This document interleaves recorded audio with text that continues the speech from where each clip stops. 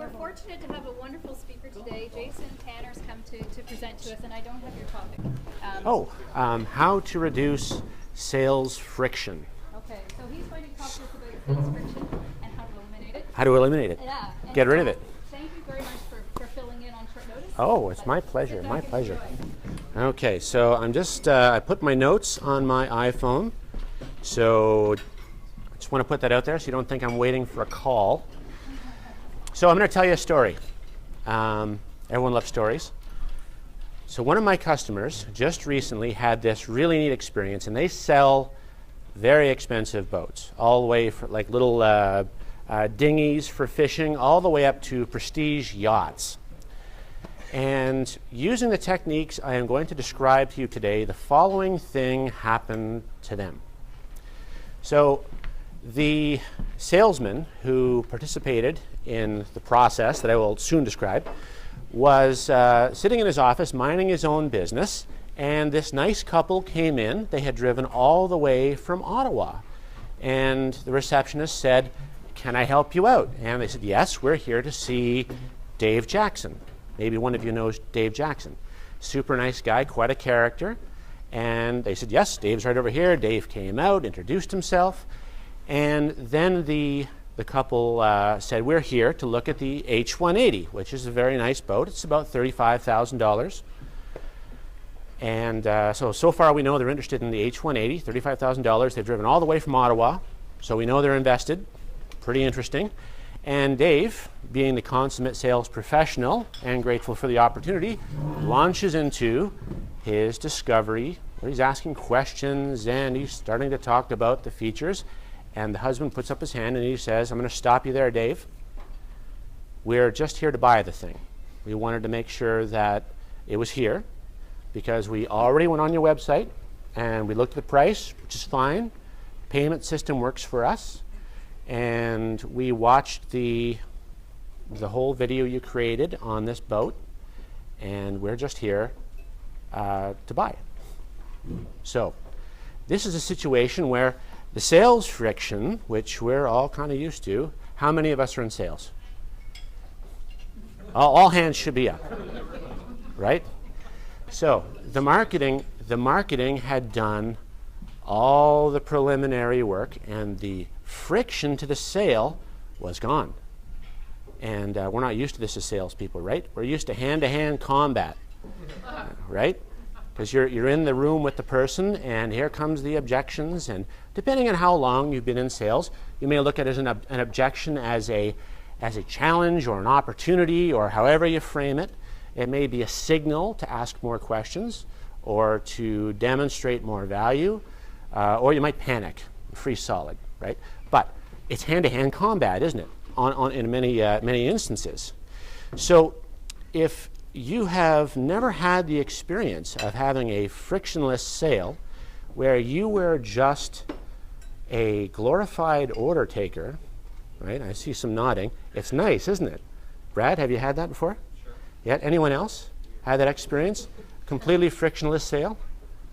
Okay. All right. Well, stay with me, because they're going to happen more often for you if you get this stuff. So we all know Zig Ziglar if we're in sales. Most of us, maybe. If you don't, run out and buy something by Zig Ziglar. He's an author and a speaker.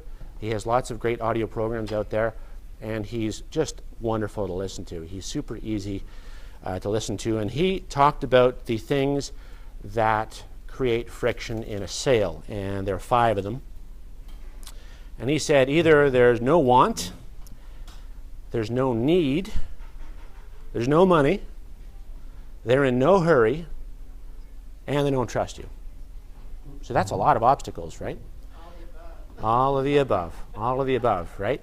So Zig, in his wisdom, talks about how to break some of those down, and I'm going to talk to you about how to break them down before you even meet the person. So by the time someone encounters you online, certain conditions have already been satisfied. Thinking of Zig's list there, right? Because we're not living in a world now where before you go in as the buyer to do some hand-to-hand combat, and you all know what you're in for when you go in to see a salesman, right? These guys are trained killers, and you're just in there to buy stereo, They want to separate you from all your money. That's at least the belief. But before you do that, we're prepared, right? We're armed with knowledge. We've done some product comparison. And in certain markets, this is super easy now, isn't it?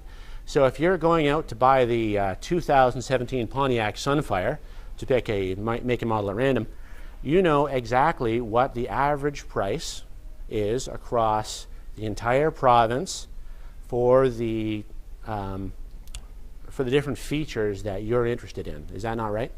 Sure. Like, you know, everybody knows. So we're in research mode. So we've made a lot of decisions in advance. We know what we want to buy, usually, and this is acutely felt in the car industry. And we know what we're willing to pay for it. And we have a rough idea of where we're going to go, how far we're going to go to get it. What we haven't decided yet is who we're going to buy it from. So what influences our decision when we're picking that person? So it comes down to what you've communicated to that person. Now, if you can become an ally in their research, if you can make that research less boring, and you can give them all the tools they need so that when they get into the room with you, if you end up being the choice, they have the advantage. You've shown all your cards. You're playing poker and your cards are on the table facing up. And all you have to do at that point, paradoxically, is fill out the paperwork. And that's the way to a frictionless sale. And we'll talk a little bit more about what you need to communicate. Now, I'm strongly encouraging people towards YouTube videos and building out their channel. YouTube has handed out unlimited megaphones to absolutely everybody on the planet who's connected.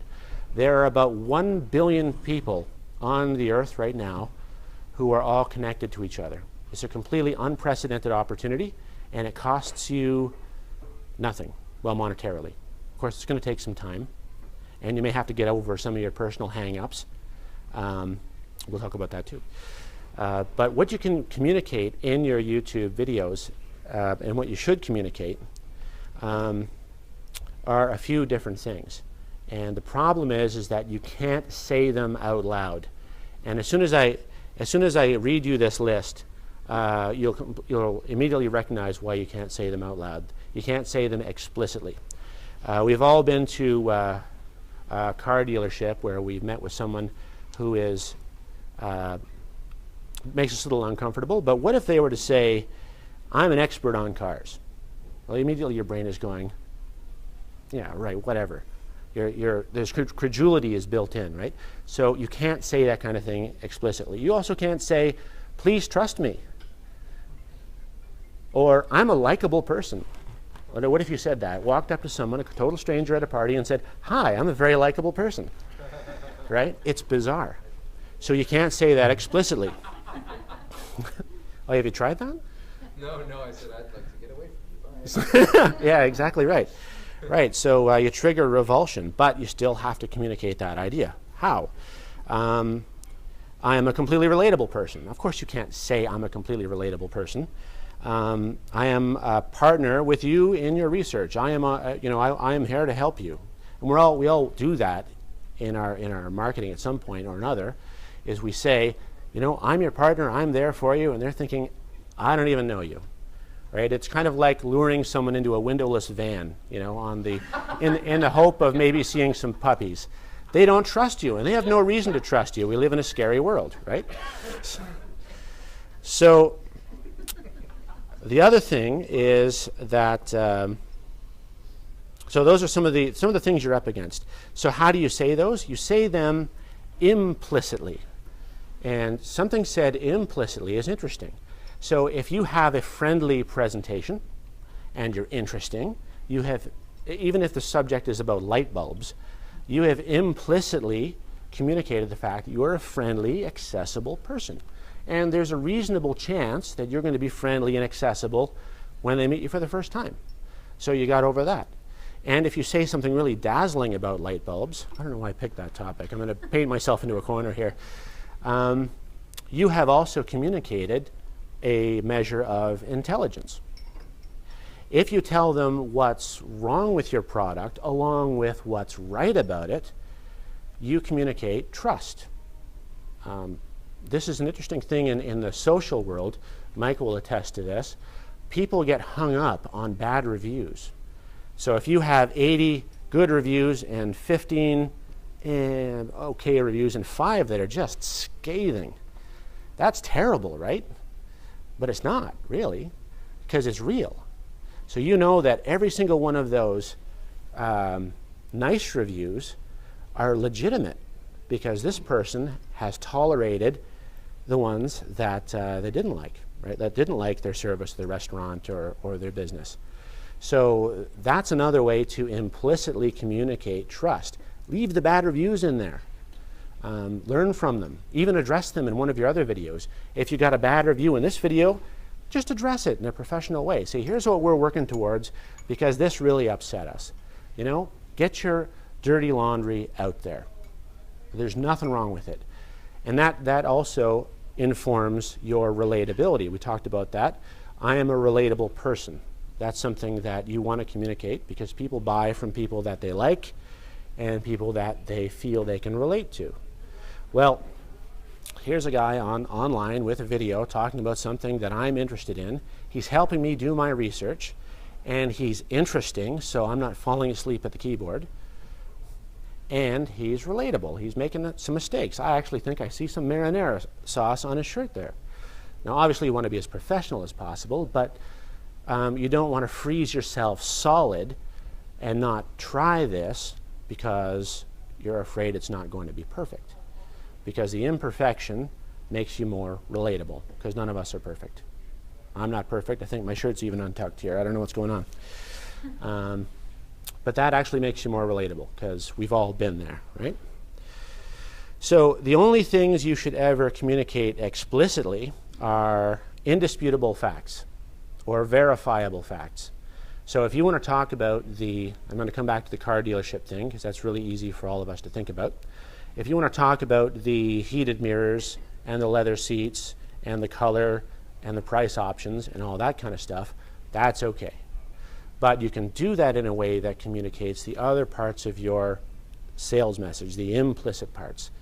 That's also the beautiful thing about video, is that this is one of the few mediums, radio is a close second, it's one of the few mediums where you can communicate so much implicitly and while you're laying out your explicit message.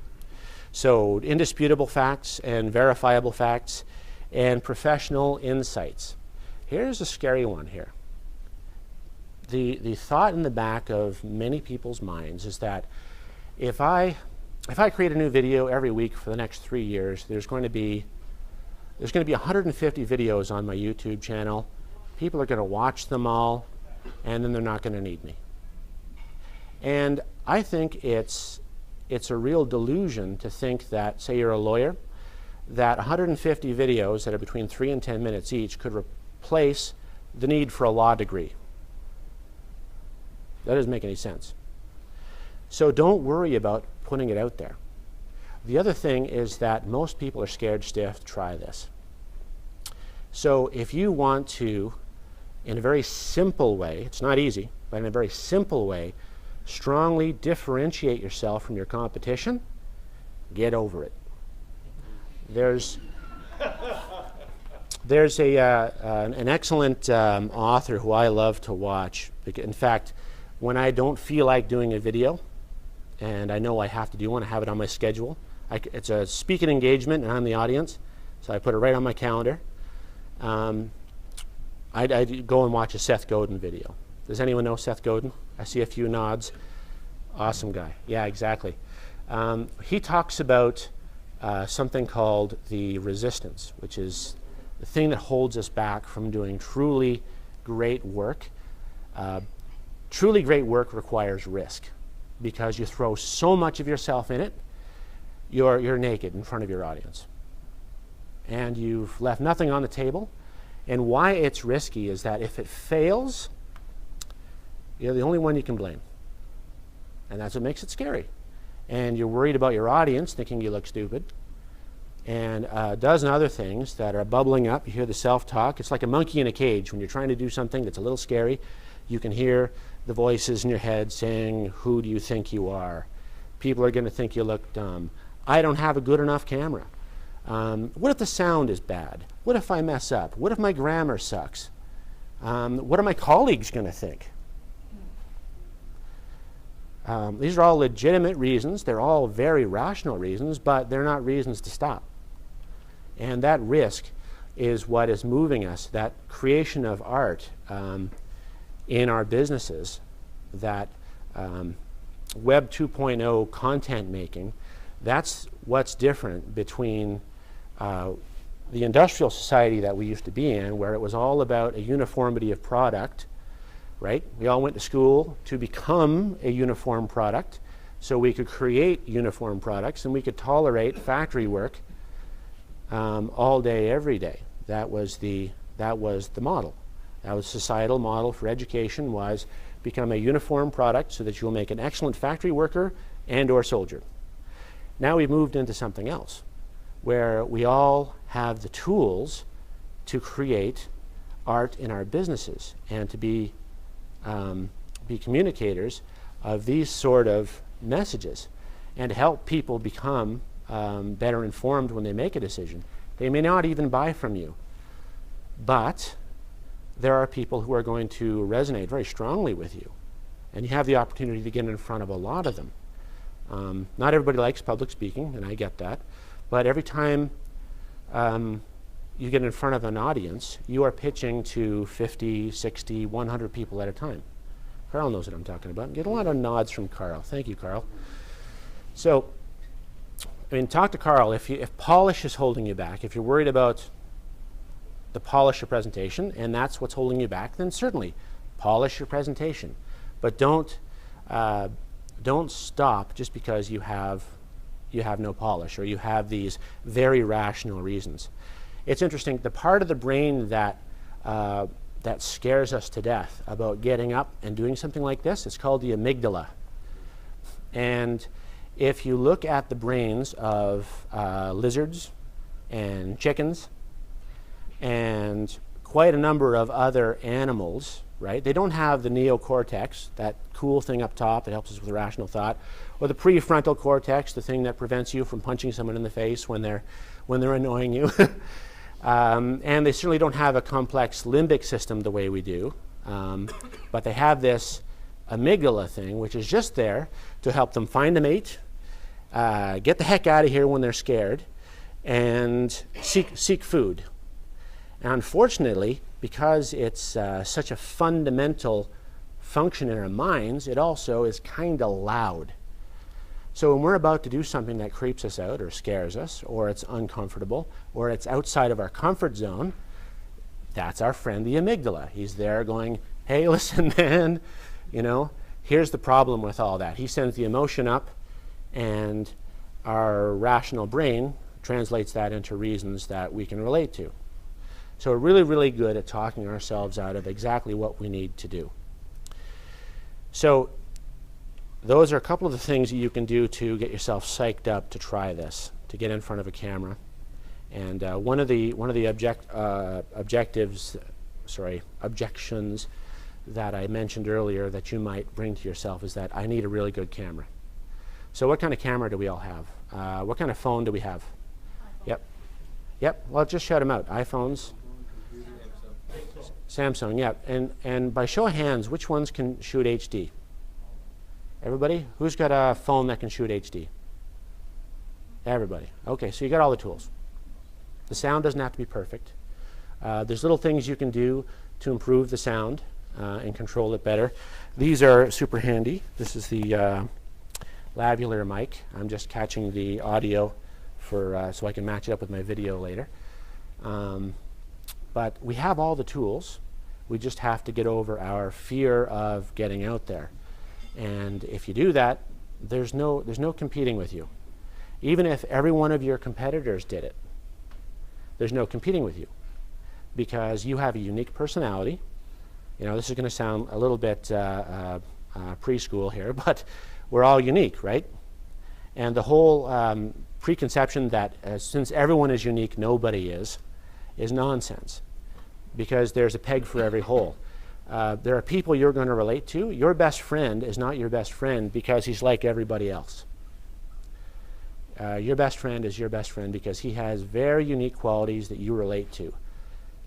And so that's the kind of implicit information that we need to get out there. And it also is a great platform to overturn people's beliefs. So every industry has this. How am I doing for time? 2 minutes? 2.5 minutes. Okay, I'll wrap up with this. So you're saying, all right, I'm in front of the camera. What do I do now? And I can help coach you with this. Give me a call later, and I can actually help you get past your fear. We'll gang up on your amygdala and make him irrelevant. I just recently did this at a real estate agent's office. I showed up and we said, no. She said, no, we're just gonna brainstorm. We're just gonna spend some time talking about it. And I showed up with all my camera equipment. And after we had a very nice discussion about what we were going to do and what we could do, and how special her message was, and how distinct her offering was, and what a huge mistake it would be to hold back, I said, would you mind if we just did a test? And we went into the next room, and she sat down, and I said, all I'm going to do is I'm going to set the camera up, and I'm going to ask you some questions. And all I need you to do is pause between the questions in case we accidentally create something great. And I spent 2 hours with her. And we did 10 videos, and they're all online now, and they're awesome. So, strongly recommend you jump into this, and if you are feeling any fear about it, it's the only thing that's going to differentiate you truly in this economy that we're in right now. That's it. It's the single most important thing you should be doing in your business, is communicating your strongest, most powerful asset and your most distinct asset, and that is your personality and expertise. Because there's someone out there right now who is being denied the opportunity to do business with someone very special and whom they can relate to and enjoy doing business with. And that's you. And that's your fault, because you haven't done anything yet. So let's get something started. Give me a call or try it out. Scare yourself to death next week. Do one scary thing and make it shooting your first YouTube video to put on your channel. And if you need help setting up any of this stuff with the mechanical side or the psychological help or ganging up on your amygdala, I'm your man. Thank you very much.